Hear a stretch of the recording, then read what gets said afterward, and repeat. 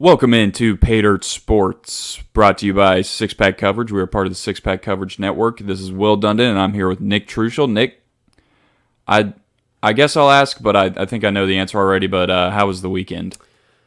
I mean, I'll try and look on the bright side. I had a fun weekend, but definitely not the result I was looking for out of, obviously, that Titans game. But to make up for it, we did probably have the best weekend in pro football playoff history.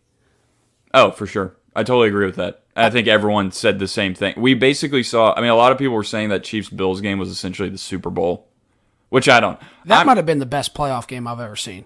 Oh, it was. It was for me. Yeah, and I mean, to have every game decided pretty much by a game winner.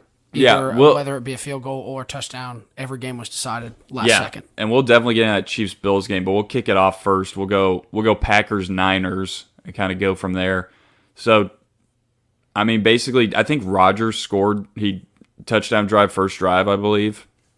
And then that was it. They scored 7 in the first quarter. Then couldn't really do anything after that. Had one field goal. The 49ers defense pretty much just swallowed them up. Had a blocked field goal, had a blocked punt return for a touchdown. They showed up to play. Which basically, to me, this totally debunked my theory of possibly San Fran, warm weather guys not being able to go up in Lambeau, in the snow, play with them. They did it. Home field advantage is irrelevant. That's another thing we learned here. Well, I would not say irrelevant, so. But still, crazy things can happen in the NFL. It doesn't matter where you're playing the game at. I would say Lambeau Field is one of those, and we said it last week. That's one where I would think there is home field advantage, and obviously that was not the case, even with a lot of people talking about Aaron Rodgers after this game. Yeah, he was... legacy getting a little tarnished. Supposed to be the guy. This was supposed to be the year. He had a good defense. Everything was rolling, and, he flopped. Really, he had no touchdowns. Couldn't get the offense going the whole game. He talked a lot this season, pretty cocky, and really couldn't back it up when it mattered most. And so, what's your take on Aaron Rodgers? Because I got in this discussion with a few guys, with our buddy the lawyer Swafford, and then Seth and Reese, a part of our team. So, what's your take on Aaron Rodgers? He's definitely extremely talented, top 5 quarterback, probably talent wise.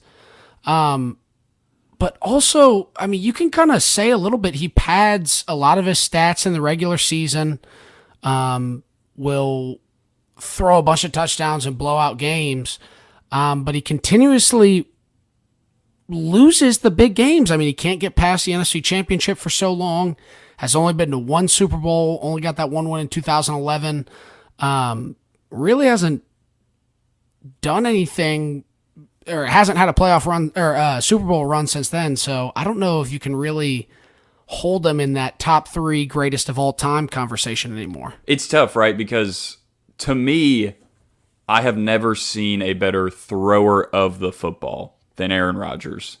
If you ever are bored, go look up, I'm sure I've said this before, go look up Aaron Rodgers' best throws on YouTube. He's and pure. You will be astounded. Like, you've already seen it. You've probably already seen most of them, but going back and watching them back to back will amaze you.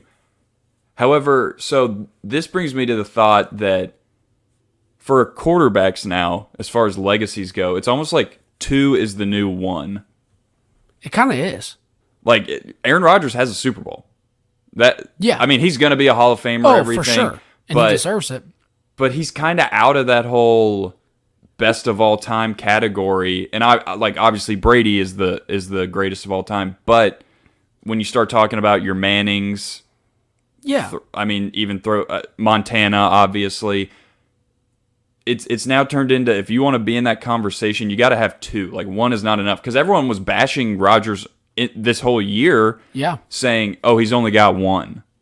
And to me, I don't know if that's fair or not, because obviously he had the issues with the whole front office, draft picks, everything. But this year, it's like, all right, you got Devontae Adams. Had the young coach, the good offense set in place. Kind of the offensive guru, kind of the new McVay in a way, I guess. But, obviously it's LaFleur. And, you have the defense, you have the weapons, you got 2 good running backs. Not a whole lot of excuses. And you get a home playoff game in the snow in Lambeau. that you're all accustomed to playing to. It's everything that you really wanted. And it's crazy because outside of the first game of the season, Rodgers pretty much was flawless the rest of the year. He did what he had to do, and then he gets here, like you said, in the big game. And that's what's hard for me is I think what I've learned, especially in this year, it is so hard to win a Super Bowl. Like you have to be, because I'm thinking as a Titans fan, obviously, but to have a shot, you have to consistently be in the playoffs, in the conference championship games. Like sometimes, like you have to have everything go your way. Honestly, oh yeah, it's so hard to get everything to fall in line. All your salary cap has to fall in place. You had to have guys who are underpaid. Those young guys who come in and play well above what they should be paid. You need to have those veterans. You need to have the right coaching staff all the way down to your assistants. I mean, there's so many variables. As a fan, you're thinking about, oh, well, we got a bunch of good players, so it's going to work out. But, I mean, football is a very complicated game. You look at the quarterbacks who kind of break down. We've seen a lot of that this year, I feel like, break down the actual plays and how much goes through their head. I mean, that's every player is going through that. So, well, it's even the fact that, so the Packers can beat any team in the NFL, right? Yeah. I don't think anyone would argue that. But just the fact of the whole playoffs, obviously, you slip up one time and you're done. You know, and what's crazy is you see it throughout the regular season. We see the worst teams in the league get one and beat a really good team in the league. The Bills scored 6 points against the Jags earlier this year. Yeah. You know, they slipped up. So when you get into the playoffs and you're all playing good teams, you can't get away from your game plan. Everything has to kind of go your way. You have to play super well, obviously. You can't have a down game. So I don't know. And also what I want to talk about, what do you think of Aaron Rodgers just as a guy? Oh, I don't like him at all. Really? Well, yeah, he's shunned his family, talks a lot of crap in public, seems like a guy who really isn't very compassionate. I mean, I respect his game, obviously, but I don't know if I really like him as a person too much. See, that's where I am wondering, because first of all, like, I don't like Jordan Rodgers either. So if I'm Aaron Rodgers, like, I can kind of understand You that. get that, but Obviously, the whole you're not talking to your parents. That's kind of weird. But I think a lot of the crap he caught, especially this year, was obviously from the whole COVID stuff. We won't dive super far into that, but I think the media really latched onto that and tried to make him out to be the bad guy. And because what I look at, he's on Pat McAfee's show like every week or whatever. McAfee's one of the most likable guys in the sports media industry, and he loves the guy. Aaron Rodgers and boys was like Joe Rogan, the most popular guy on the planet, probably. Yeah. And I don't know. So for me, and the other part is he's a jerk to his teammates or whatever, right? That's kind of the other narrative. He's always kind of bashing on guys or whatever. But I look at that and I think of like Michael Jordan. You watch the Last Dance documentary. His teammates, he was a jerk to his teammates. And so here comes the argument, right? Jordan has 6 rings or whatever. He can act like that. Yeah. But I mean, why did Jordan get 6 rings? Yeah, I think it was... Why did Kobe get 5 rings? Why does Tom Brady have... Like, you got to be kind of an asshole sometimes. And I think it comes from like an alpha personality, kind of, which say whatever you will about that. But I think that's just kind of his personality, and that's what made him at least get 1 Super Bowl.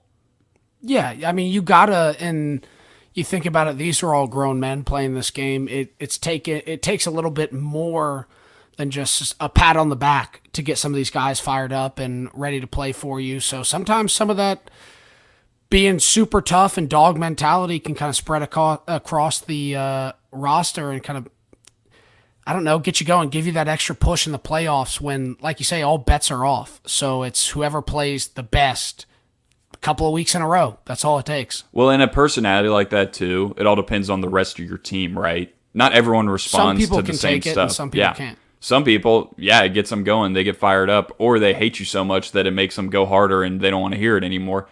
But then, especially with younger receivers, you see it a lot with Rodgers. And it's like, bro, those guys aren't they're not ready for that, probably. Yeah, all the receivers nowadays are divas. Yeah, exactly. And it's like, you can't, I don't know. So that's what I got into a little bit of an argument with a couple guys about just Rodgers as a person. And I don't know. I like him just because I think some of the stuff he says is funny, and I'm kind of okay with him being a jerk. And also, quote from Mark Whipple, new Huskers offense coordinator, he said he never met a good quarterback who wasn't a prick. And I think Rodgers is just more open to like show that side of him all the time, which maybe he is just a little bit more of a jerk than everyone else. But anyway, getting back to the game, Rodgers didn't show up, didn't play well. He's not going to be remembered as one of the best. I don't know. I think he's going to be, I mean, he's not done, obviously. No. So that's another thing we can get into. Yeah, he could.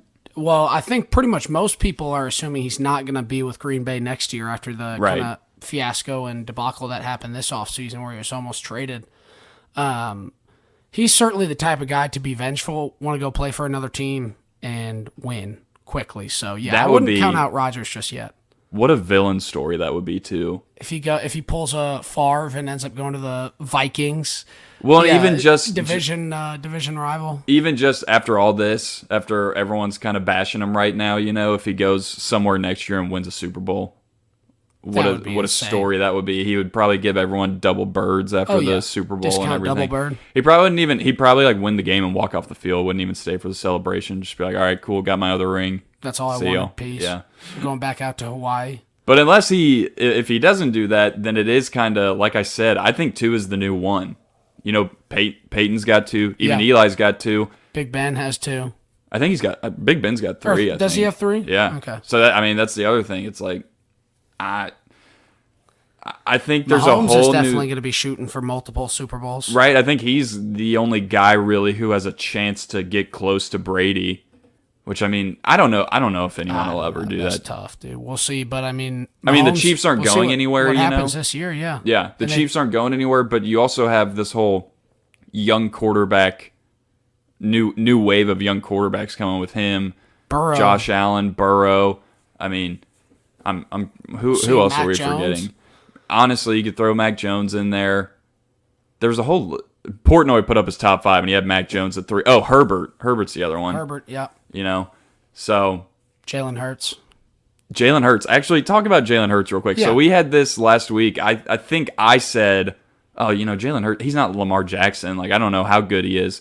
But so, guys, Truschel sent me this TikTok a few days ago showing me basically Jalen Hurts' stats through however many games or starts or whatever compared to Lamar Jackson's. And then he just showed me another one comparing Jalen Hurts' numbers and Josh Allen's, and I think Jalen Hurts has better numbers than both of them. Yeah, than both of them. It was a video of Jordan Palmer. He does a lot of quarterback breakdowns on TikTok. He's got a great account. He's a guru. Yeah, definitely. I'd go check his account out if you're kind of interested in stats and breaking down quarterback play a little bit. But, I mean, showing the numbers, he beats Lamar across the board. Then also here looking at Josh Allen, higher completion percentage, more passing yards, more touchdowns, less interceptions, more rushing yards, more rushing touchdowns, less fumbles. I mean, I can keep going. Is that through? So is that through a certain first number? 19 starts. Okay, so yeah, that's. I mean, so it's a full season and playoffs. Well, it's just straight up starts too, right? Yeah. Like it's not a he didn't start these games or didn't play like that. Yeah, no, that's just matching starts. up straight starts. That's wild because I don't think of Jalen Hurts as throwing the ball all over the field. I'm telling you, he willed his team to the playoffs this year, and the Eagles are not that good. The Eagles are bad. Yeah, they are not good. Jalen Hurts has a bright future. I mean, so I didn't know this, but I'm assuming now that Eagles fans are all in on Jalen Hurts. That's their guy. So they're definitely all in on Hurts. I hope he just doesn't turn into like a Mariota situation where year one, big flash in the pan and kind of fizzles out. I think he's more of a vocal guy, more of a leader, got a little more dog in him than Mariota does. Definitely, I'd agree. But that's wild. Yeah, it's interesting. Well, to think and Because now the thing is, hey, you start kind of building a team around him now that you know this is your guy. Maybe the Eagles are building something. Yeah, the defense is pretty good. They've missed on a lot of receiver picks. Pretty good tight end room. Could improve a little bit, get a little bit younger on the O-line, but the Eagles are not that far off from becoming a real threat in the NFC. So I'll be interested to see kind of where they what they do this offseason and where they end up going. It's crazy now. We're down to the final four. All these other teams are in their Yeah. offseason. But so let's talk about the next game. Let's go Rams Bucs. And man, this is another game. I had a group message going. It was it 20-3 or 27-3? It was 27-3 halfway through the third quarter. Gosh. And I even said, because you know we were all counting it out, 24 unanswered. and I said, well, hey, don't count Brady out. But I didn't. I just kind of threw it out there. I didn't It really wasn't think. a serious. Don't count him out. Yeah, I didn't really think it was going to happen. And then I flip over, check the score. Oh, look. Was it a tie ball? Yeah, tie ball game eventually. And, dude, credit to big Matt Stafford. Gosh, I'm so happy for that guy. Oh, I'm fired up for him, and I saw videos all weekend long of former Lions fans, they're calling themselves, because they basically just started following around Matt Stafford. So all these people in Lions Stafford uniforms going crazy for him. I mean, you got to root for the guy. I feel like I'm rooting for Stafford out of the NFC and then Burrow out of the AFC for sure. And it's beautiful, too, because Stafford, he won the game with that throw at the end to line him up for a field Cooper goal. Kupp might have won that game, but it was an incredible throw. Right. Incredible throw, but boy, did Cooper Kupp show up. Cooper Kupp's the man. I'm all in on Cooper Kupp. Probably one of my favorite players in the NFL. But just the fact that, you know, Stafford, after winning games for the Lions like he did, just willing that franchise for so long, carrying him on his back, it's like, okay, I get to make a play in the playoffs to beat the greatest quarterback of all time, get my team to a conference championship. The dude's never been anywhere close to that, you know, besides the 1 year he went to the playoffs with the Lions. Good for him. I'm kind of cheering for Stafford. I kind of hope he gets a ring. Because right now, we said it earlier, now he's won a playoff game and everything, but he's kind of the best to never win anything. Yeah. Him and Phillip Rivers, kind of in recent memory, you think about those guys who... Yeah, and then you throw like Marino in there, Yeah, obviously guys who Marino. haven't won Super Bowls. But gosh, good for him. Good for the Rams. I mean, the Rams look good. It's They like look real good. Their defense is showing up. I mean, when they needed to get to Brady, and especially through the first half, Von Miller and Aaron Donald were having a field day. They were getting back there. Brady really through the first half looked like he was pretty rattled.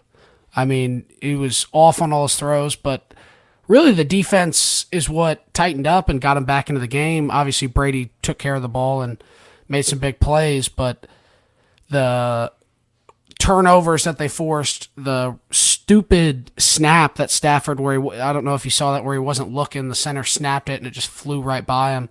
And then Cam Akers is, for some reason, they have him running the ball with a minute left to put the game away, and he fumbles it, gets a nice little peanut punch to knock it out. You got to give it to the veteran, Sony Michel, in that standpoint. Akers had already fumbled once.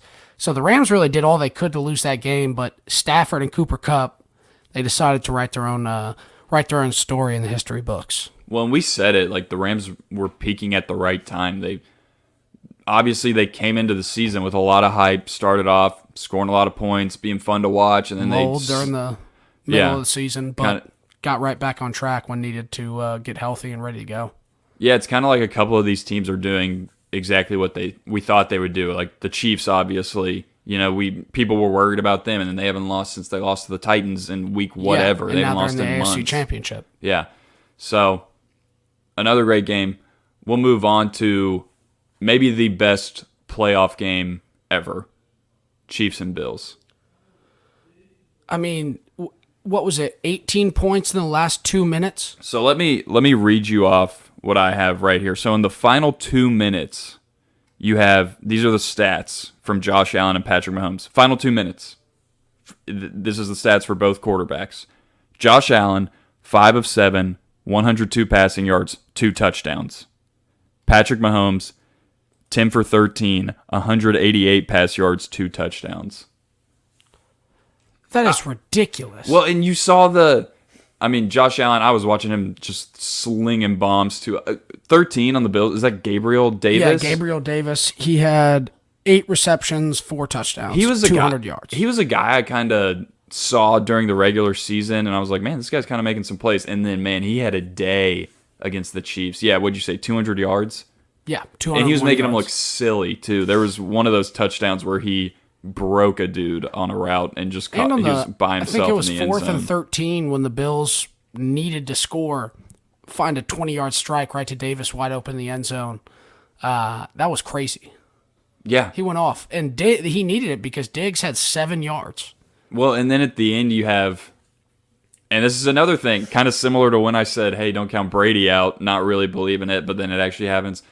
13 seconds left on the clock, and I'm thinking, it would not be unusual for Pat Mahomes and the boys to get down in field goal range, and they did a lot better than even I expected they would do. Did you see that seam route that Kelsey ran? Yeah, there was right up the left side, wide open. There was a clip where, so I think he was just supposed to run kind of up and in, like in kind of the wide open space, and you can hear Pat Mahomes on this kind of mic'd up one, or they turn the volume up on him, and you hear him say, "Do it, Kels, do it." So that means that they were kind of looking at each other, and he basically was like, hey, I'm going to run this seam route, and we're about to get 30 yards instead of this. And it's crazy when that stuff happens. You have a guy like Kelsey and Mahomes who have developed such a great chemistry. Like we were just talking about with Rodgers. I saw Rodgers talking about a play Devontae Adams made earlier this season, and he said all it was, they both looked at each other, knew the exact route that they were thinking of, nodded, didn't say any words. Devontae Adams, audibles, cuts right inside, perfect pass, perfect throw, or perfect catch. It's crazy when some of those guys get some chemistry, a good receiver or a good catching tight end and a quarterback makes some crazy plays. No, yeah, they literally have telepathy going on with them. Well, and that comes from playing together, right? But I love hearing them just say it to each other, too. Just Mahomes being like, go do it, Kels, do it. Just in the heat of the game with a few seconds left, get down, get a chip shot. And so a lot of people were complaining, and I'm with them, I guess. We'll talk about it more. But so the whole overtime NFL rule, basically you knew that game was won at the coin toss. Whoever was going to win the coin toss was going to win the game. Stop the team at that point. Right. Both quarterbacks were so hot and the receivers were on. And so obviously KC wins the toss. They go nuts because they think they've just won the game. Allen called tails. Yeah. They go up. Tails did fail. Tails fails. Well, it did fail that time. It usually doesn't, but yeah, better luck next time. Heads is beds. Anyway, Mahomes, they drive down the field, get the touchdown. But so, Trushel, what are your thoughts on the NFL overtime? I would be more on the side of going to more of a college style overtime, and I like it where they have they put in the 2-point conversion after 2 tries or 3 tries. Right. Well, and now it's scoring. Yeah, and then now they do the whole just 2-point conversion off. Yeah, just do that off, and I feel like maybe not exactly that, but something similar styled. Makes the most sense in the NFL. It sucks to see a guy like Josh Allen, but also those 11 guys on the other side of the ball, defense, they mattered. The Chiefs had to drive the whole field and go score a touchdown. They could have stopped. They had 11 plays or something like that to stop Mahomes. So you could kind of look at it that way that, all right, well, just because we feel bad for Josh Allen that he didn't get a chance, okay, well, the defensive coordinator, defensive side of the ball screwed up. They shouldn't have even been in that situation in the first place. Well, and you gave him the guy had 13 seconds to go down the field. That's the other thing. You had your chance in the fourth quarter, man, at the very end. Yeah, that's what I was saying. They shouldn't have been in that situation like we were talking about earlier. Just tackle the receivers at the line of scrimmage. Yeah, take the holding penalty. Mention that because you said your dad mentioned that to you too. Yeah, he was talking about this. So Bills pretty much, barring a Hail Mary insane play, could have won that game. All they needed to do, so the Chiefs didn't have a timeout. If they go up, the second the ball is snapped, all the corners just dive, go take out the receiver's legs. It's holding because it's within 5 yards. The ball hasn't been thrown, so it's not going to be pass interference. you get the 5 yards, but you get the clock run off. It's one untimed play or a couple of seconds left either way. And they've got to throw what, like a 55-yard bomb or 60, something like that. Yeah, 60 plus, something like that. So I'd like my chances of stopping that than a Harrison Butker 47-yarder or whatever. Well, because that's the thing. You didn't just let him get into field goal range. You let him get like well into field goal range, kind of. It wasn't you know? a gimme for sure, but it wasn't. But it's a big 59-yarder insane kick. That's what Romo and Nance were talking about. All right, is this going to be like a 57-yarder or something? Because then it's like, all right, you got some. I mean, like you said, 47's no gimme, but for a guy like Butker, 47 is a lot more manageable. You're not worried about distance or anything at that point. You know, you're just like go up there and do what you do. Butker's a great kicker and has been for years. So it's just nerves and being accurate at that point. Because at least if it's 57 plus or whatever, that could it's go cold. Short. Yeah, you know, I mean, I'm not gonna say it goes short necessarily, but he knows he's got to put everything he has into it, and then that's something that makes it a little more. Could be inaccurate, right? You never know. But so as far as the overtime rule goes, yeah, no, I get it because it sucks that you don't get to give both teams a chance, kinda. I don't know what the answer is though, because I wouldn't mind just giving the ball back, like just kicking it back off. Like, I don't think you have to go college. Like, obviously, I wouldn't go college 25 or 30, whatever it is. Some people talk about maybe the 40-yard line. I'd be okay with that, I guess. But even just being able to kick it back off and saying, all right, now you got to drive the length of the field, because that's still going to be tough. Yeah. Because at a certain point, I mean, that would be tough, in my opinion, to just continually go length of the field, length of the field, length of the field, you know? Oh, yeah, you get worn out. Right. So maybe that's the answer. I don't know. But again, I mean, the Bills had their chance to win that game. So I'm not feeling bad for them or anything. No, I don't feel bad for them. Well, I feel bad for Josh Allen. Don't feel bad for the team. Sean McDermott, some people are pretty pissed at him. Defensive coordinator for what should have been the best secondary in the league, at least was this year, did not show up at the end of this game at all, second half. Bill should have won this game, but they still got a bright future. They got a very good defense, young stars. Bills will be just fine. That's the thing Swaff was saying. He said Mahomes Allen is the new Manning Brady, essentially. And it is, I think. Different styles of players for sure. Right, but it's the whole, like, these are the two premier guys. It's going to be tough to take them out. Right, and anytime they match up, they're going to start having a graphic for those games of whole Mahomes versus Allen type thing. Yeah, I'd imagine both guys will stick on their team for a little while. They're both in good situations. Oh, they'll be there forever, right? Yeah. Until they fall over or something, they're going to be there forever. What was Mahomes? Didn't Mahomes sign like a $500 million deal or something? Something absolutely crazy. Because they just locked him in basically for his career. They were like, yeah, we're not. Which is, yeah, good idea. I mean, unless he gets hurt or something, knock on wood, that's a genius play. Yeah, pull it up real quick. Yeah, what does it say? So he's making close to $40 million. Starting in 2022, Mahomes will make an average of $45 million per year. Yeah, $477 million deal. Yeah, because he's part owner of the Royals. I think that's what he did, right, when he got that signing bonus or whatever, when they made the original deal. So this is crazy. By 2031, he's going to be getting paid $52.45 million. Obviously, by then, TV contracts will get bigger, players will be getting paid more, but still, to know that the $50 million deal is already locked in, that's crazy. Well, you're also how old is Mahomes right now? 26? Got to be something like that. Let's see. I think he's 26 or younger. Yeah, 26, I think is what it says. Yeah, so 26. So, okay, you're banking on the quarterbacks kind of continuing what we've seen with Brady and all these guys being older, Breeze, everything. Great through their late 30s. Right, which is, I mean, I think it's officially fair to say that just because of all the treatment and everything that's going on. And how you can't hit quarterbacks nearly as hard as you used to be. I mean, right, yeah, that's a good point. all the time you see penalties called about diving at their legs or slamming them too hard on the ground. You can't even touch them on the head. If you hit them with your hand on the head, they call a roughing the passer. Which is so stupid in my opinion. I don't think we talked about this last week, but there was a tweet talking about how guys were hitting each other in the early 2000s and everything. Guys were just knocking each other's heads off, and there were no flags or anything. And someone quoted the tweet and said, if Vontaze Burfict was drafted in 2002, he'd have a statue outside Paul Brown Stadium. Dude, that guy was a scumbag. He had so many dirty hits throughout his career. Right, but it's like, look back at those early 2000s They used to not be days. that dirty. No one cared about helmet to helmet and stuff, really. I No. mean, you just laid dudes out and no one cared. Yeah.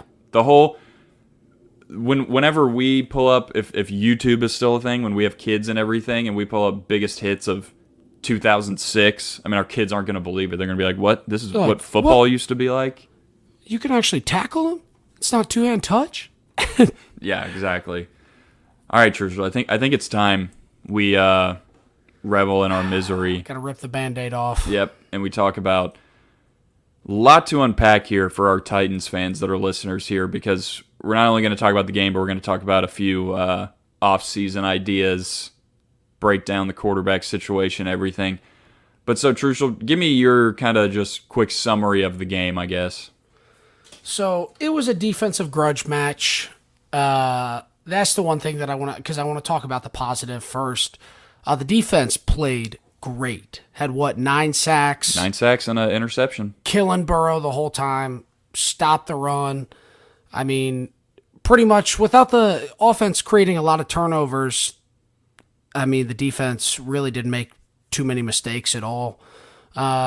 Very impressed with that side of the crew. Obviously, Tannehill with a couple of bad interceptions, as well as the play calling in a couple of different scenarios. Well, we can dive into this specifically. The 3rd and 1 and 4th and 1 back-to-back play calls. That was something that I was very frustrated with, and I think a lot of the fans are.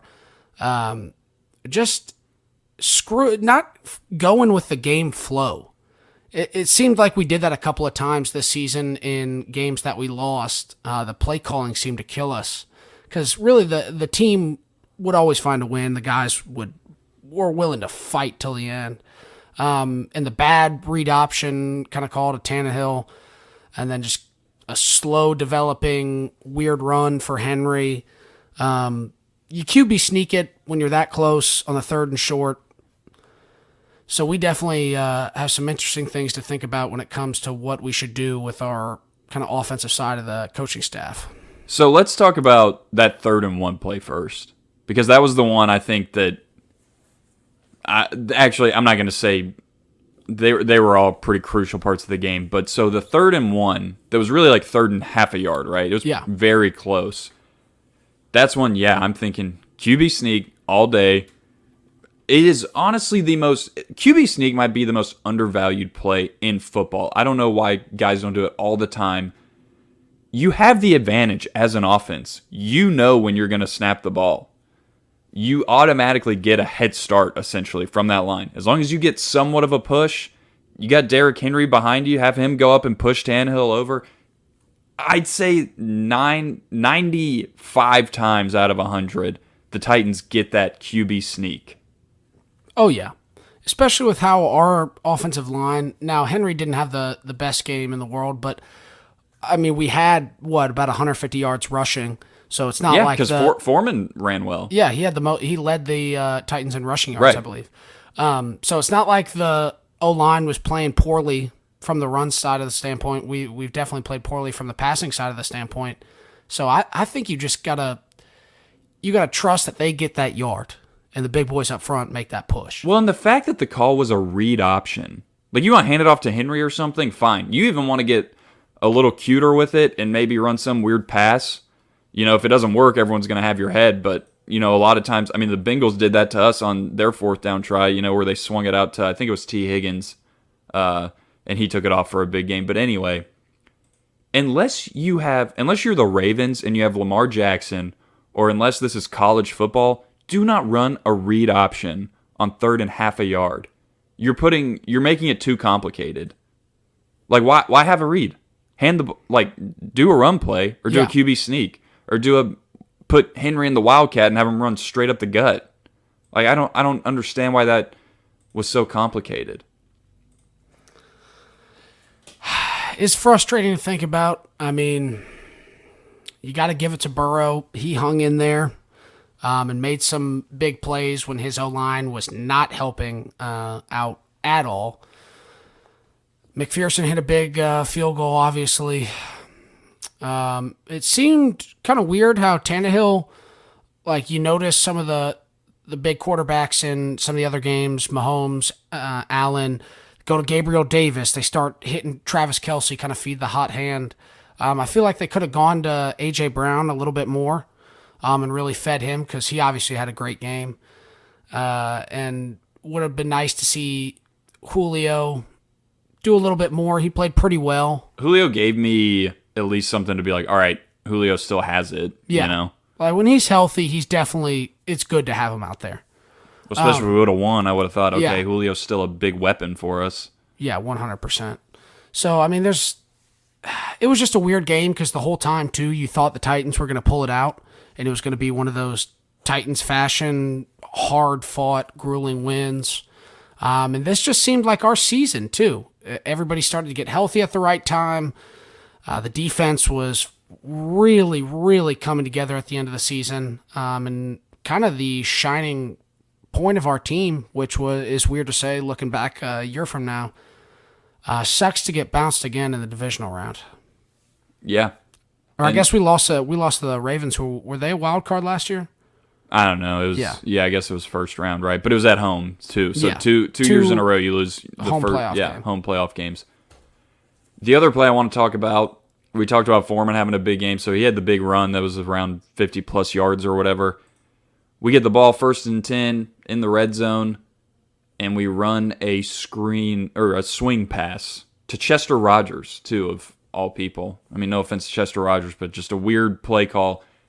Gets tipped up, intercepted. I mean, dumb for Tannehill to try and force it. But, that's why I kind of hate the swing pass, because it is one of those, you just turn and you sling it. Yeah. Yeah, because you got to go as fast as you can for a swing pass to even work. And it's like, what are we doing there? Why are we doing that play? Like I just said, I hate the swing pass personally. I like it when Alabama does it in college and everything, or maybe if you're Mississippi State and destroys them. Yeah, and there are teams that can make it work, obviously, but you're running it down their throats. Just keep doing it. It's first down. Just run the ball on first down. Yeah. See if you gash them again. You probably got them. You got the defense on their heels. They're gasping for air a little bit. Yep, exactly. You keep that dominance of running the football. I mean, we always talk about how being physical and just beating down another team can break down their spirits, and the run game was working, man. Yeah, because I think there was 140 rushing yards or something around there. I mean, a good day running, essentially. Yeah, 140 rushing yards. So, my problem with this game, obviously, is... So, let's jump into this first, Truschel. I have a question. Agree or disagree? This Titans roster, just the roster, as it is now, is good enough to win a Super Bowl. Agree or disagree? Agree, for sure. Really? Yeah, I think it is. And I'm kind of out of the norm there. I think Tannehill, if he gets hot at the right moment and played like he played 2 years ago, we could do it. If he is in the role where he doesn't really have to make any big plays and Henry is literally just destroying a team and we get hot and do the right time, it could happen. But I don't like our odds, I could say. I think Tannehill, if he gets hot and everything's going right, can get it done. But he doesn't increase your odds of winning the Super Bowl by any means. That's fair. So, obviously, a lot of people are calling for Tannehill, everything. And he doesn't deserve it all. I mean, he definitely played poorly, but there were so many other things that... Well, so here's my whole take on this. Like I said earlier, I think it's just so hard to win a Super Bowl. Like, you have to be consistently I mean, we've been in the playoffs every year except for the first year of Vrabel's tenure. We had a winning season every year. 9-7. You got pretty close. You got to the AFC Championship one time, and then you've been bounced the first playoff game you've played the last 2 years. Ryan Tannehill threw 3 picks, right? Had a terrible game. Yeah. Joe Burrow threw for 350 plus yards. And you still could have won that game. Like that, to me, that just says, yeah, I mean, you're putting a lot on your defense, right? But I mean, you have a great defense. Yeah.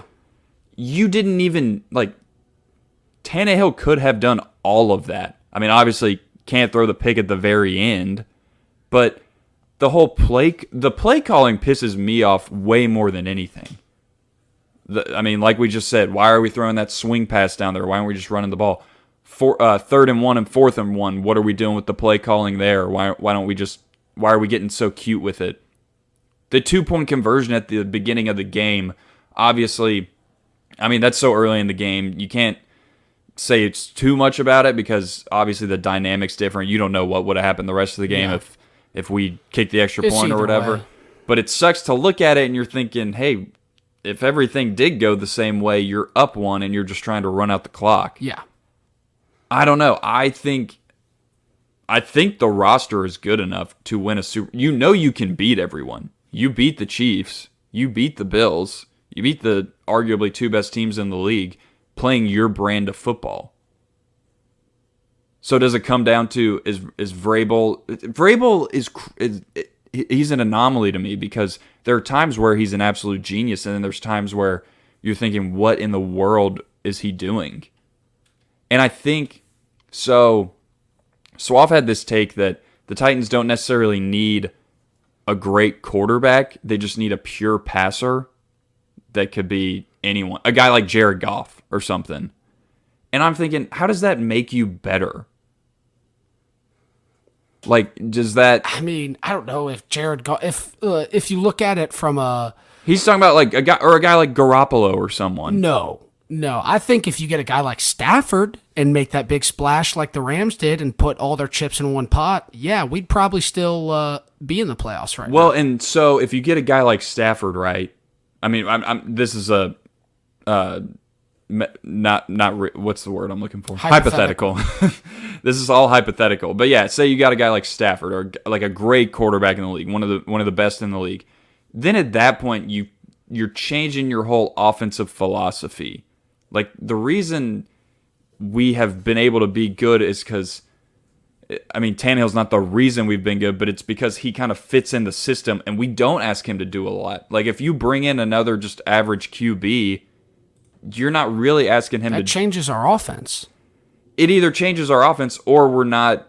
Or it's a waste of... Like we're not doing anything different. What's going to be better about that? You know? You've proven you can win playing your style of football. So it's either you want to get a great quarterback and change everything, or you keep sticking to the same thing and just hope it works. And I don't know what the answer is there. I think the problem is you look at a guy like Downing who got promoted after Arthur Smith leaves, and Downing probably gets promoted because Vrabel's saying, I want to keep running the same offense we're running. I don't want to change anything. So even if you get a different quarterback, I don't know that that's even necessarily the problem.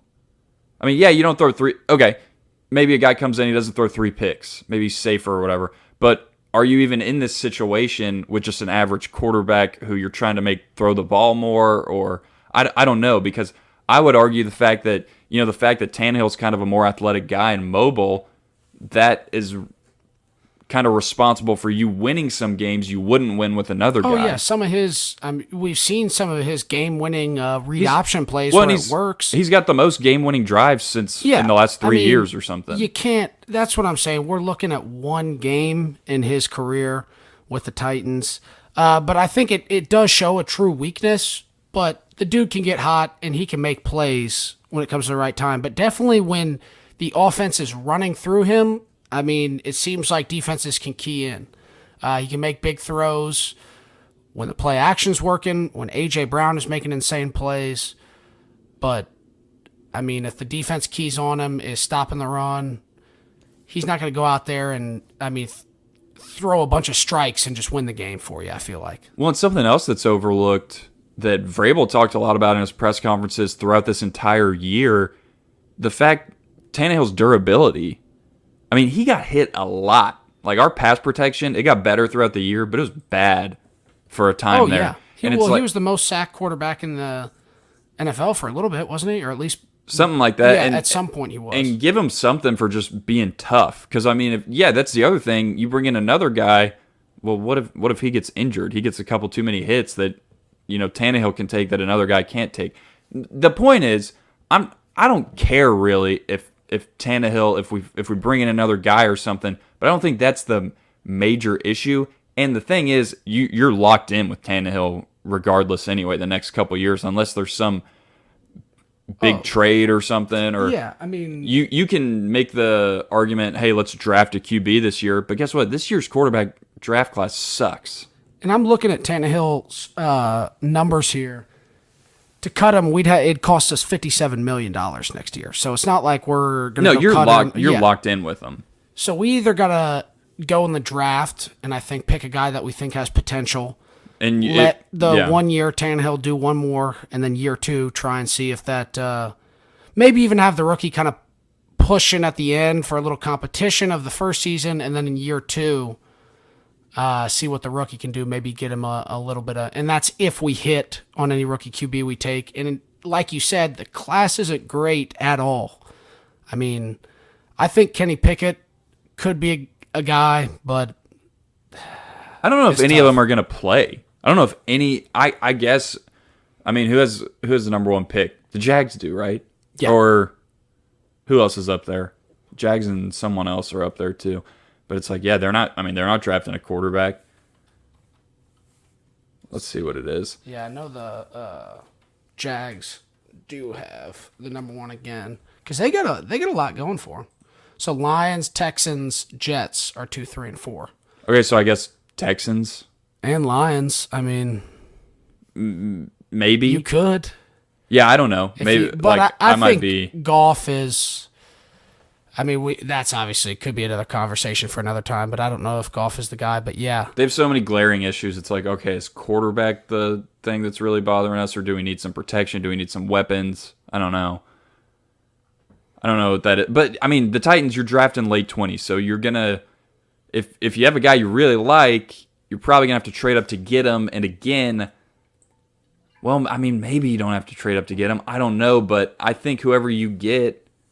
I mean, he's not playing anytime soon. No, you're definitely. It's kind of just a weird situation.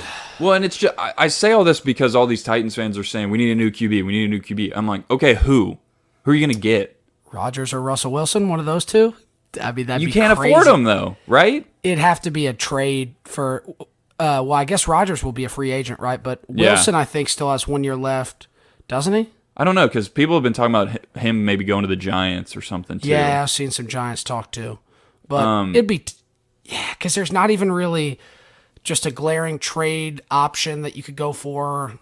Well, the only way you would be able to afford those guys... I mean, you have some guys on the Titans that are about to ask for some money. Like Harold Landry.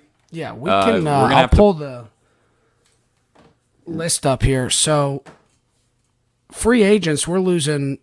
Well, not necessarily losing, but we'll either have to pay or let walk. Ben Jones, Jayon Brown, Ferkser, Rashaan Evans, Jeff Swaim, Harold Landry, Morgan Cox, Marcus Johnson, Randy Bullock, Adeniyi. Ole, or whatever. Oh, yeah, Ole. It's hard to pronounce his name, sorry. Yeah. Michael Pruitt, Chester Rogers, Blasingame, Batson, Tart, Cruikshank, Nick Westbrook. I mean... Well, and basically, so scroll back up to the top there. So the main guys you have there are like Ben Jones, but then so guys like Jayon Brown and Rashaan Evans are kind of on the hot seat there. You don't know kind of what we're going to do with them. A couple of different directions, especially with how well David Long has been playing. Right. So those are guys. I don't know how anything would match up. Bring for them you. in for cheap again. I'd do it just because they're familiar with the system and can keep chemistry. Yeah, going, and a guy like Ferk or something, like he's not going to be asking for a lot of money. Like the big one there is Harold Landry. I mean, I would think Rashaan Evans or Jayon Brown might. I think they would at least maybe want some money. You know, I think they have enough to where they could find money elsewhere at least. But I'm not sold on them coming. But I don't see where the money works out where you can get a great quarterback anywhere. Like we're not picking up. I mean, those guys are going to be insanely expensive. I mean, granted, they might be 1-year deals or whatever. But then it's like, okay, we have this whole thing built. Do we want to bring it? Like, do we think bringing a guy for 1 year is going to do it, or is it more of like a 2-3 year thing again? I don't know. I think the problem is if you really want to change everything up, you really got to change everything up and almost start from scratch and like go back to the whiteboard, get a new OC, figure out a new system almost, and figure out how it's going to work if you decide to bring in a different quarterback with a different style. And like you were talking about, we've obviously got a lot of money on the books. So you could even see guys like Lewan, who does have some time left on his contract, but no money left guaranteed. I mean, you could basically you cut him and you save $13 million right there off the bat, close to $14 million. So it's going to suck to see some of those guys potentially go because we obviously have to make changes. And is Lewan worth $15-16 million a year? Yeah, I don't know. I mean, he did. He tightened up second half of the season a lot. He played great second half of the season for sure, and played great in the playoffs too. I mean, the guy I'm most worried about is how much money does Harold Landry want? Because he's proven. I mean, the guy had a bunch of sacks this year. He's had a bunch of sacks ever since he's going to be looking for field. double-digit millions, I'm thinking. Yeah, and so because pass rushers, he's worth it too, and I understand that. Well, and Byard actually came out and said if he had to restructure his contract like he did when we got Clowney, he would do it. And that's what a lot of the NFL cap space is almost fake because you can basically keep restructuring every year to push money further and further. Like, all right, now we're actually going to pay you this amount more in 2024 instead. This way it gives us more cap space in 2023, 2022, whatever you need. So yeah. Well, and good for a guy like Byard doing that. Because, I mean, obviously he's when a hometown hero, MTSU. Yeah. Mayor of Murfreesboro. Yeah, Mayor of Murfreesboro. I love Kevin Byard. When we gave him that huge contract when we re-signed him, but he's basically, I mean, he's letting us kind of play around with it a little bit. And that guy, I mean, he's going to be around forever, I would think. He's kind of... Yeah, he's the leader of the defense, was Pro Bowler again this year. Got a shot at being first-team All-Pro. Or I think they might have actually been named already. Was he named first-team All-Pro? He might have been. I don't know, honestly. Either way, he had a great season. Definitely his best one since that 2017 season where he was tied for most interceptions in the league. Our team is definitely going to look different, I think, next year. We've got a big young core on the defense that I think is going to kind of stick around. The secondary is really young. Dupree and Simmons and Danico Autry getting another year together under their belt, I think is going to be great for the pass rush. But definitely going to look different on the offensive side of the ball for sure. I think we've got some decisions to make with Julio's money. Definitely some interesting stuff to look forward to this season. Yeah, well, here's the bottom line too. Like, you're probably winning the division again next year, unless everything falls apart. You're going back to the playoffs next year. Well, we'll see if the Colts somehow pull together a better quarterback. Yeah, That'd be scary. Maybe we'll see how that goes. But I mean, you're looking pretty good at getting another playoff spot. I mean, if you're a Titans fan, you kind of you're riding with Tannehill, no matter if you like it or not. Yeah. You got to stick with him, and you got to hope he just gets hot, or that everything else works. That's kind of my whole thing with this. I think Tannehill is good enough to win a Super Bowl just because he's good enough if everything else works out. Yeah. I mean, because we saw it. He played terrible, but if you have better play calling, you win that game. Hey, I mean, you look at the 2017 Philadelphia Eagles and the run that Nick Foles went on. I mean, nobody's going to go back in history and say, man, Nick Foles, he was... Well, that's a situation where he just got hot. Yeah, he got hot, but also that defense was amazing too, and the offensive line was probably the best in the NFL that season. And the play calling, obviously the Philly special on fourth down, like the coaching staff got hot too, I feel like.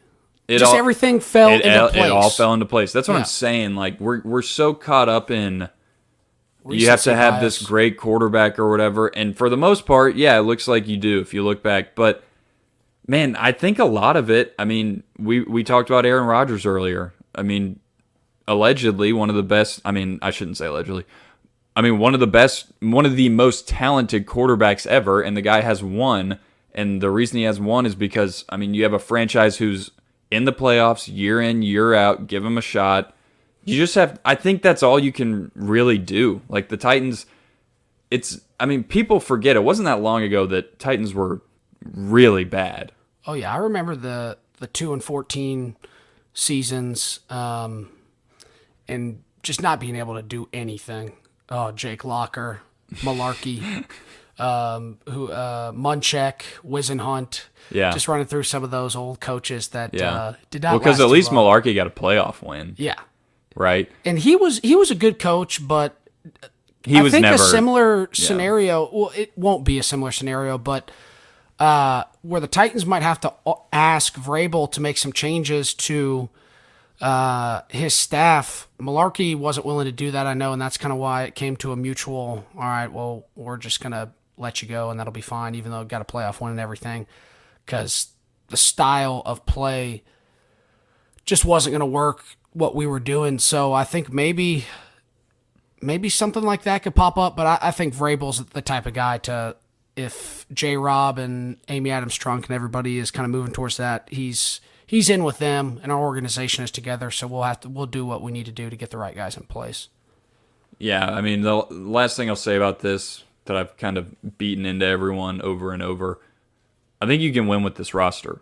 I think you have enough talent, and again, if you the Titans play a different style of football than everyone. Than of the teams that are left, pretty much, you know, because what do you got? You got Stafford, you got Mahomes, you got Burrow, and you got Garoppolo. So I guess the Niners have maybe a little bit different of a style, but it's still the same type of idea, you know.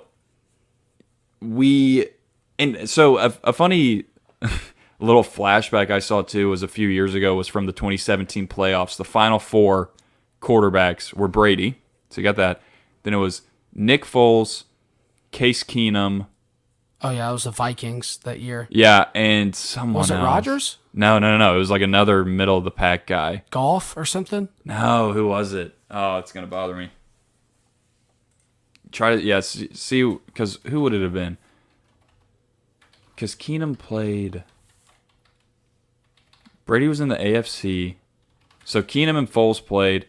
Oh, it was Bortles. It was Blake Bortles. Oh yeah, it was that year the Jaguars got hot. Yeah, and so obviously, yeah, you get to Nick Foles and Brady in the playoffs, but it's like, guys, we can go far. You can get to a Super Bowl with this team. I mean, you're going to have to play the Chiefs or the Bills probably, but you've proven you can beat them. That's what I don't believe in this whole playoff narrative. I think you just have to come prepared to play and execute when you're asked to do it. Because you've proven you can beat the Chiefs and Bills. What are you going to tell me? Like they weren't trying because it was the regular season? Like every game matters. They're trying every game. It's going to be hard. And I guess you can chalk it up to maybe playoff experience. But guess what? I mean, this Titans team has a lot of playoff experience now. You've had two playoff games in the past two. On this roster. The last 3 years you've played in 5 playoff games. Yeah. And, I mean, the core group of this team is still together from 3 years ago. So, yeah, I'd love to hear, listeners, if you want to share your thoughts, I'd love to hear it because I'm sure there's so many people that would love to argue with us. And, bring it on. We love debate. Well, and I'd love to talk to you about it because there's probably a lot of good points the other way that we didn't talk about, so I'd love to hear them. Let's go ahead and move on from that sad. It's sad that the season is over, but... I know, it does kind of suck. I mean... This next week's going to be really fun too. Championship games be good to see. Trusha, what do you got left on the? Yeah, I mean, real itinerary? quick, I wanted to talk a little college football while we got some extra time here. A little bit of the early top 25 action we got here. Not too much to talk about college football wise, but it's always fun to start looking at some of the teams and start speculating where everybody's going to end up. So Sports Illustrated released their too early top 25. Some pretty interesting teams ended up in the top 5 with Utah coming in at number 5. One of my playoff Yeah, teams. one of your my playoff early teams. playoff So it teams looks from like this year. Sports Illustrated, they're kind of right there with you on Utah. And obviously, you look at their performance down the stretch in the season, they can back it up. I mean, they're damn good, but They look good and they play in the Pac-12. it's also Pac-12.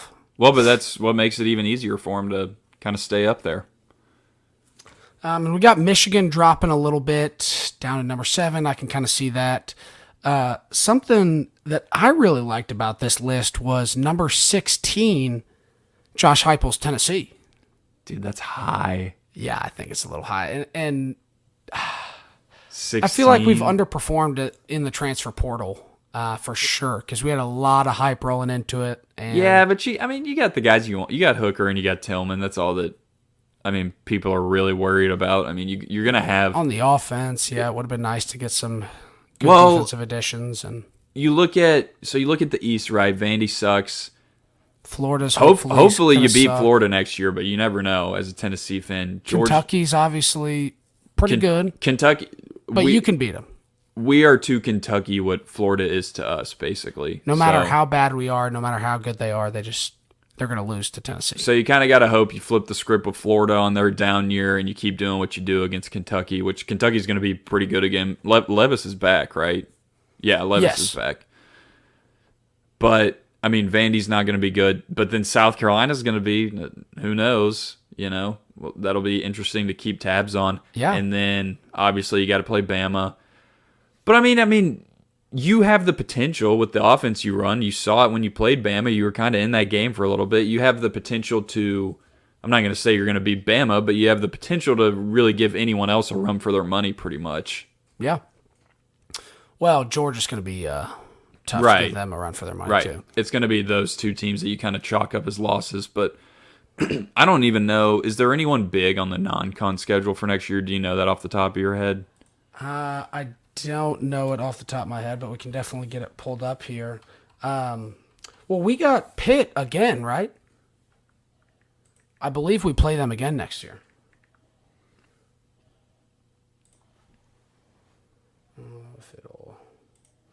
Because don't we have a home and away? I don't know, honestly. So, yeah, at Pitt.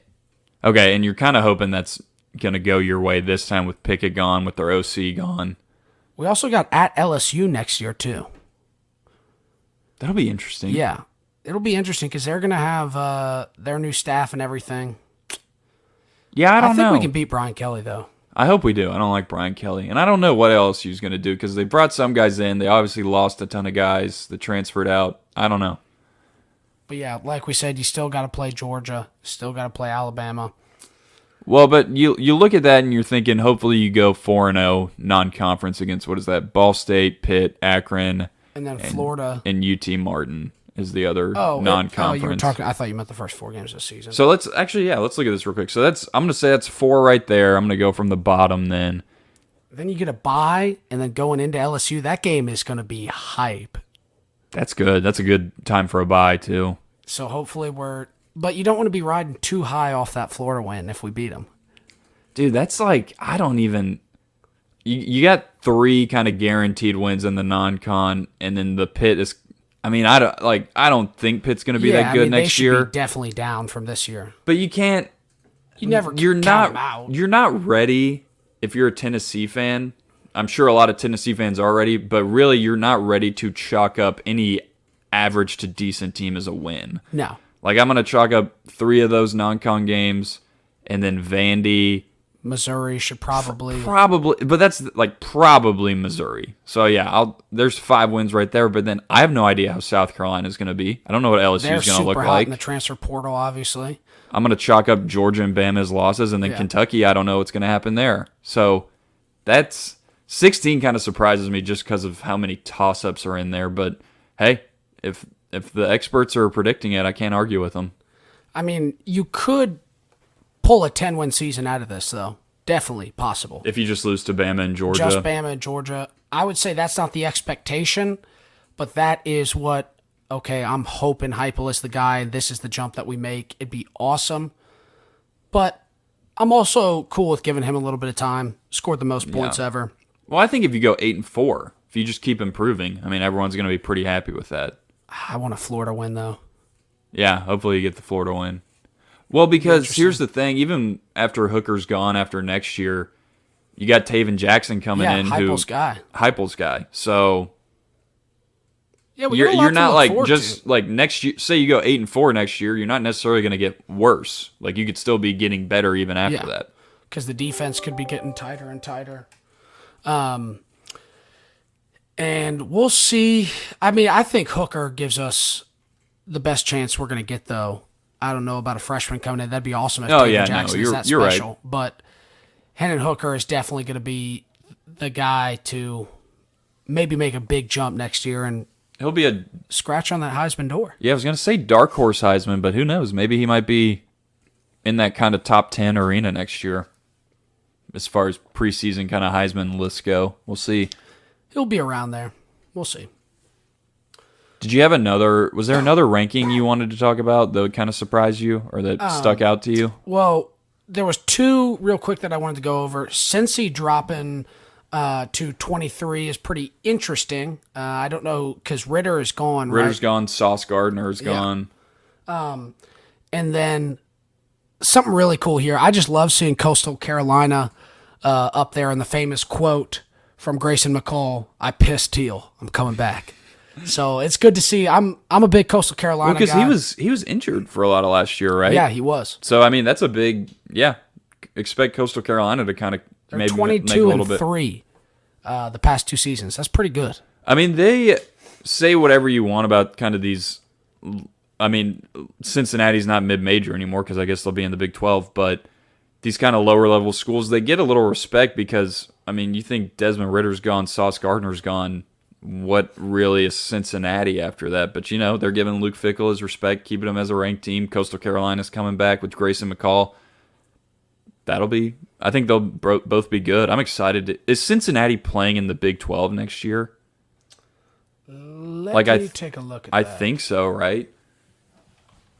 It'll all depend, too, like if Oklahoma and Texas get into the SEC, which, that's the other thing. You're going to have all these schedules changing if they squeak in there. They only have 4 games listed right now. I guess they're figuring that out because they only have Indiana, Miami, Ohio, Kennesaw, and Arkansas. So they got a pretty tough non-conference schedule there, too. Well, I guess Indiana is kind of down a little bit, but Arkansas is a tough draw. Anytime you play 2 Power 5 teams in your non-con, though, that's pretty intense. That first game, Cincinnati-Arkansas, is going to be good. I would think Arkansas would pretty much take care of that just because of the unknown with Cincinnati.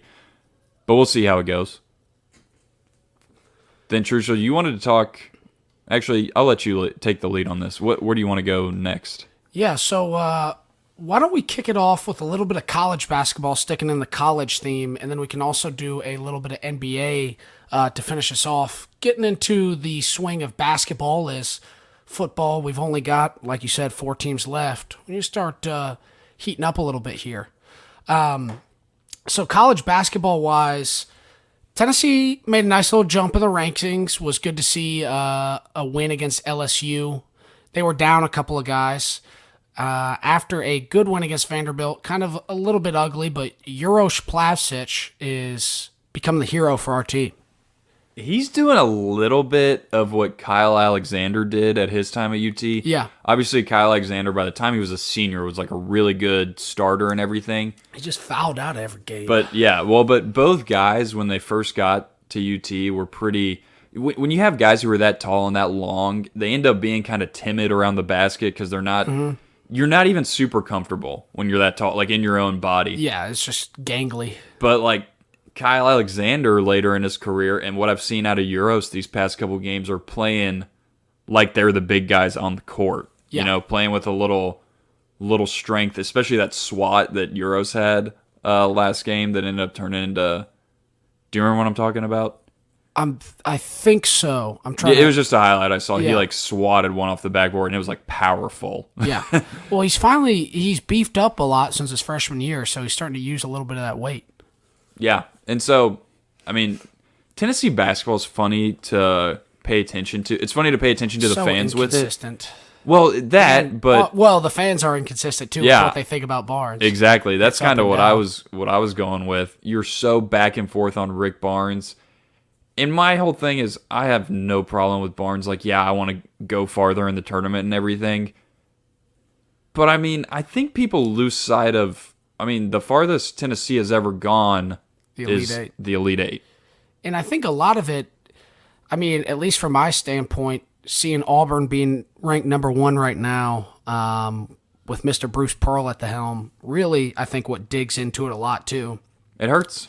Just knowing Tennessee could have had this guy for the past 10 years. Who knows what he would have done? You'd have a national championship at Tennessee. If Bruce Pearl he wins wherever he goes. Literally, wherever he goes, he immediately, within 2 or 3 years, turned Auburn around from a pretty bad basketball program at the time to being nothing special for sure. Being perennially a threat. Number 1 in the country, yeah.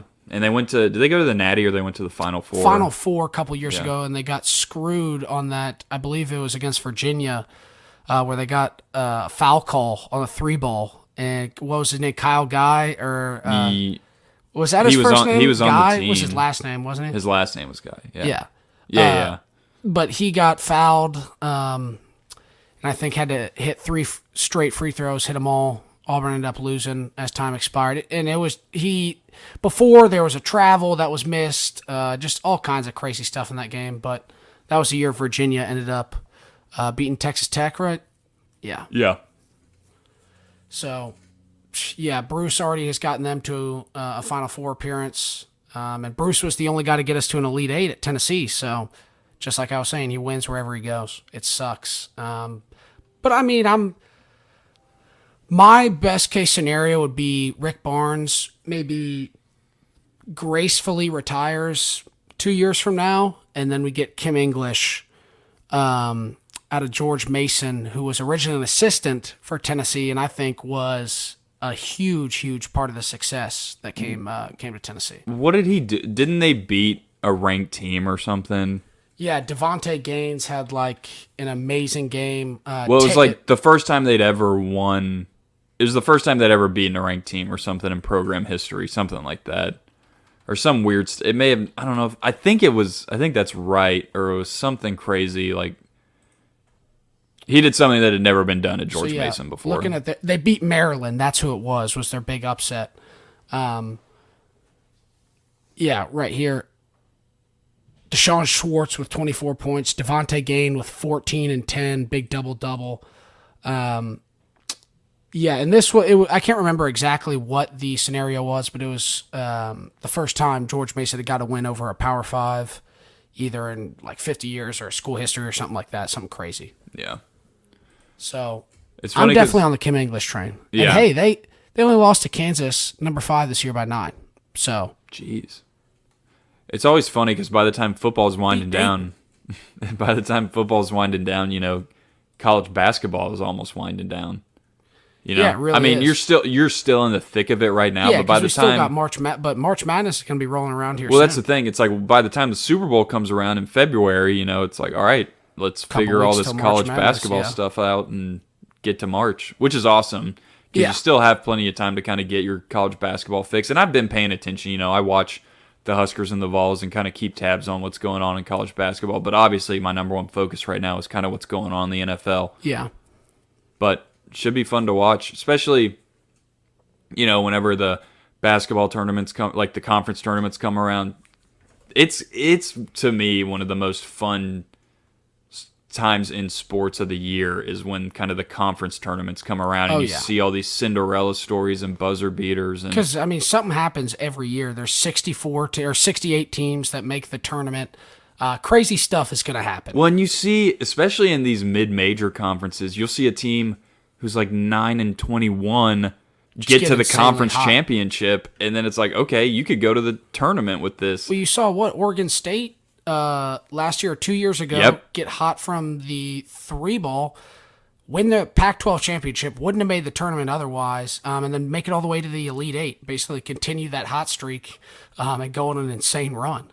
That's the funniest part. You could literally lose every game in the regular season and then still go to the and tournament then in win the college national basketball. championship. You could go defeated in the regular season and technically win a national championship. Yeah.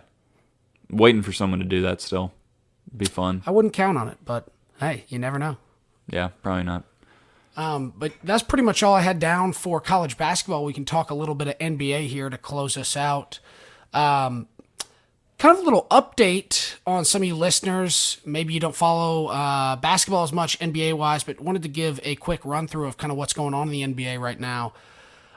Suns, Warriors, and Grizzlies are all the big contenders out of the West. Grizzlies are obviously the biggest surprise. We've kind of expected the Warriors with Klay Thompson being back healthy and some of those young guys coming in. Suns obviously were very good last year, made it to the finals. Looking to repeat that, having their best start since Barkley was there.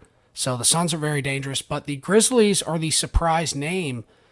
John Morant has taken a massive leap this year. Desmond Bane has taken a huge leap.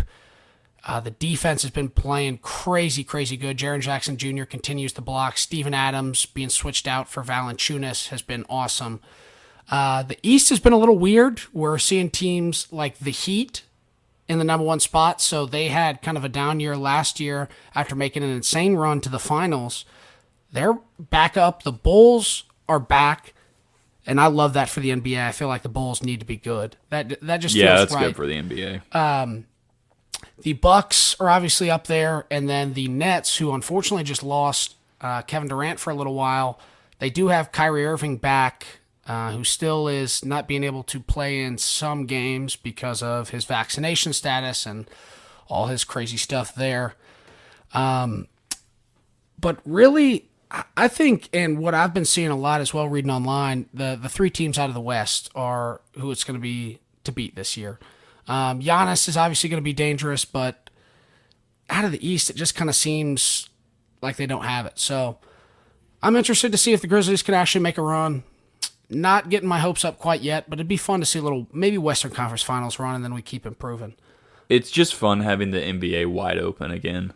Yeah, no, and you're seeing teams that have not been good in a long time have some pretty big success. One team that's been pretty interesting, too, to watch in the East are the Cleveland Cavaliers, who have made a little bit of a rebound. I think they're number 6 right now, so not in the play-in tournament, but Darius Garland leading that team, Brentwood boy. Trained with my sisters, had the same trainer, so got to watch him kind of grow up a little bit and be around Brentwood. That dude can play. Yeah. Shout out Brentwood Academy. He's a baller. He was. I remember watching him. So he went to BA, which is obviously, middle school and a high school. Reese's alma mater. Yeah, Reese's alma mater. And I remember we went to Brentwood High right down the road. So obviously had a bunch of kind of mutual buddies over there. So I remember going to a game. BA was like, they were up and down. Like Brandon Wright was there. They were really good at basketball. But then for a while, they weren't that good. And I remember I would have had to have been around a sophomore or something maybe. I don't know. But Darius was in like 8th grade and little. Like a little kid out there. He played in high school in 8th grade. They let him play in a high school game as an 8th grader. And like he's tall now, probably 6'4" or something. Yeah, 6'3", 6'4". Yeah. He can slam for sure. Yeah, and he was not, he was tiny. Like he looked like a little kid out there. His jersey didn't even fit him. And the kid was draining threes. He's so fast too. And it was hilarious watching this little kid against some adults, essentially, some of these guys, some 18-year-olds, and he's just out there getting buckets. So, obviously he's a guy you knew was kind of going to do things, and then if he could have, he was a guy, could have probably just gone straight to the NBA, went to Vandy and didn't even really play because he got hurt, and then goes to the NBA and balls out. So it'll be interesting to see where his career ends up. I don't know if I really don't know anything about him or his situation, but I'd imagine if he wants to win a championship, he might want to get out of Cleveland. So he could be. Yeah. I think he could be one of those guys that he plays his rookie contract out, then maybe they try and move him or he signs somewhere else because he's going to make some big money here soon. Oh, there'll be a lot of teams chomping at the bit to get him too. But we can also give a quick update. I checked the All-Star voting today. And this is in order: the West front court with LeBron leading the pack, Jokic, Wiggins at number 3, which I was pretty surprised by, and then Paul George, PG-13, rounding out the voting there. West backcourt was Steph at number 1, John Morant at number 2, Doncic at 3, and Klay Thompson at 4. So kind of talking about the Warriors, they're back, baby. Both their guards are in the top 4 voting for the All-Star game this year. Yeah, and I can like the Warriors again, so I'm fine with that, you know. Now that it's they're just back the Splash to the original. Brothers. Yeah, with Kevin Durant ruined it. Yeah. Well, Wiggins isn't nearly on the same level as Durant, so I'm fine with him being there. Yeah. I still wish Wiggins and LeBron could have worked out in Cleveland. That would have been fun. I think especially just having LeBron kind of guide Wiggins. Because K-Love, you know, he was a part of that championship run and everything, obviously, but you kind of wonder how different it would have looked if you had Wiggins if you there had instead. Wiggins instead didn't make that trade. Yeah, I don't know. Moving on to the East here, we talk about Kevin Durant, who is hurt now, so they'll probably have a replacement for him, but he is leading the votes with Giannis at number 2, Embiid and Jason Tatum rounding out the front court. Backcourt, we have DeMar DeRozan on the Bulls leading the voting there. Trae Young, Zach LaVine on the Bulls as well, coming at number 3, and James Harden finishing out that vote. So talking about the Bulls being good, both of their guards are also in the top 4 for All-Star voting. I think DeMar DeRozan might have finally found his fit here. Because, I mean, he was a beast in Toronto, but things kind of went downhill fast for him there. I feel like the fan base kind of jumped off the bandwagon from him. He averaged 27 points a game one year. I mean, he was the guy. He was the guy for a little bit there. And then his lack of three-point shooting really kind of killed him, and then the Raptors just not being able to. Well, obviously 2019 or 2020 they got that ring, kind of Kawhi. That was after the trade. Yeah, because DeMar went to the Spurs. So he went to the Spurs. That's right. So he kind of missed on the opportunity there. Loses or switches places. Obviously, they win the championship. Hasn't really been that great on the Spurs. Had some pretty good seasons, couple of good seasons, and then now with the Bulls, maybe this is his home, and he's got Zach LaVine, another good player there, plenty of other young talent. It's going to be interesting to see once this young team gets in the playoffs what they can do. Yeah, I'm excited. I'm excited for All-Star Weekend too. That's really when I start paying attention to NBA. That's when it kicks off. Yeah, and NBA really kicks off. And I've always liked All-Star Weekend. It's just fun to watch. NBA, for some reason, I've never been a big Pro Bowl guy, never really been a big MLB All-Star, but NBA All-Star Weekend is always an event. Well, just having all this, like the skills contest, challenge, even the three-point shootout, the three-point shootout's lost it a little bit ever since. Because, like, Steph won it one year, but then he, lost, and it's kind of like, all right, well, he's still the best. Yeah. Why are we know who's the best three-point shooter in the NBA The dunk contest is still fun. You kind of have just run out of dunks. I think you did, after Blake Griffin jumped over the car, everything was kind of done with. They had that one last good one with Aaron Gordon and Zach LaVine, and that one in 2016. Right. But really, since then, there hasn't been a memorable dunk contest. Yeah, that's the thing. You got to have two guys who are like who that. Can battle it out. Yeah. Who are going to be having some crazy dunks. But I even like just watching the skills challenge. I think that's fun. Yeah, and I like watching the kind of young stars challenge that they do as well. They do the young. It's like the glow or the world versus USA. It's like the young up and coming USA players versus all the young up and coming international players. That's a fun one. So it'll be some interesting stuff to watch. One of my favorite All-Star games was, I want to say around 2014, maybe 2015, and it was back when Lob City was going on with the Clippers and Blake Griffin. I think Blake Griffin had 22 dunks in the game. That's ridiculous. Because, they're scoring 160 or 180 there's points not too or much whatever. Defense. No, and they were just... It was at the beginning. I think he had 20 points super quick because they just kept throwing alley-oops to Blake Griffin because that's what everyone wanted to see. Hey, I mean, it sells tickets. People want to go see flashy dunks from Lob City. Yeah. But yeah, that pretty much closes out the NBA. Another good run through with a little bit bigger of a basketball minute, and we'll probably see that basketball minute increase a little bit. as the football winds down. Yeah, for sure. Guys, thanks again for listening. Send us your thoughts if you have any.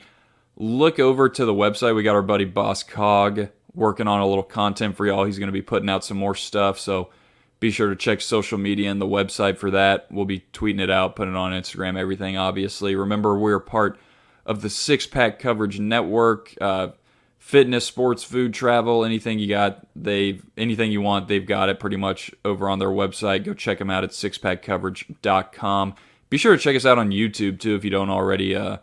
We found a lot of people kind of enjoy that platform as well, as opposed to maybe Spotify and Apple. But you can find us pretty much anywhere you listen to your podcast. So check us out. Follow us on Twitter at paydirt_sports. Follow us on Instagram at paydirtsports. Like I said, check out the blog, paydirtsports.blog. Guys, thanks again for listening, and we will see y'all next week. Paydirt out.